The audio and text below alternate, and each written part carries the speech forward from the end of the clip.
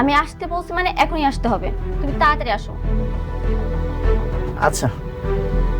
হায় হায়, শেষ পর্যন্ত মেঘলা যেহেতু অনিকের হাত থেকে ফোনটি জোর করে নিয়ে বন্ধ করে ফেলেছে, এবার বৃষ্টি যতই অনিককে কল করুক না কেন অনিক কিন্তু সেটি কোনোভাবেই দেখতে পারবে না। আর যখনই বৃষ্টি বারবার কল করতে থাকবে অনিককে, অনিক যখন ফোনটি রিসিভ করবে না তখন কিন্তু বৃষ্টি অনিককে খোঁজার জন্য বাহিরে বের হবে। তাহলে কি এবার শেষ পর্যন্ত অনিককে খুঁজতে খুঁজতে বৃষ্টি মেঘলার বাসায় চলে আসবে? আর অন্যদিকে মেঘলা যদি কোনোভাবে জানতে পারে যে বৃষ্টি তাকে বারবার কল করতেছে, তাহলে কিন্তু ঘটনাটি একদম পরিবর্তন হয়ে যাবে। কি করতে চলেছে গরিব ঘরের রাজপুত্র নাটকের 8 নাম্বার পর্বে, কবে আসবে 8 নাম্বার পর্ব, এই সমস্ত বিস্তারিত বিষয় জানতে পারবেন ছোট্ট ভিডিওতে। তাই ভিডিওটি স্কিপ না করে পুরো ভিডিওটি দেখতে থাকুন। আসসালামু আলাইকুম ভিউয়ার্স, কেমন আছেন সবাই? আশা করছি প্রত্যেককেই অনেক বেশি ভালো রয়েছে। দর্শক, বর্তমান সময়ের ইউটিউবের ট্রেন্ডিং এ থাকা একটি নাটক হচ্ছেন গরিব ঘরের রাজপুত্র নাটকটি এতটাই জনপ্রিয়তা লাভ করেছে যে এটি ইউটিউবে আপলোড করার সঙ্গে সঙ্গে 1 থেকে 3 মিলিয়ন পর্যন্ত ভিউ চলে যায়। সো বুঝতেই পারছেন নাটকটা কতটা জনপ্রিয়তা লাভ করেছেন। দর্শক চলেন কথা না বাড়িয়ে এবার আমরা জেনে আসবো যে গরিব ঘরের রাজপুত্র নাটকের 8 নাম্বার পর্বটি কবে কখন আসতে চলেছে। তবে সেটি জানার আগে আমাদের ছোট্ট একটি অনুরোধ থাকবে, আপনারা চাইলে আমাদের চ্যানেলটি সাবস্ক্রাইব করে আমাদের পাশে থাকতে পারেন, কেননা অন্য সব চ্যানেল থেকে আমাদের চ্যানেলটি একদমই নতুন। দর্শক, ইতিমধ্যে আপনারা হয়তো জেনে গিয়েছেন যে গরিব ঘরের রাজপুত্র নাটকটি হচ্ছে একটি ধারাবাহিক নাটক। এই নাটকটি রিলিজ করা হয় প্রত্যেক সপ্তাহে 2টি করে পর্ব,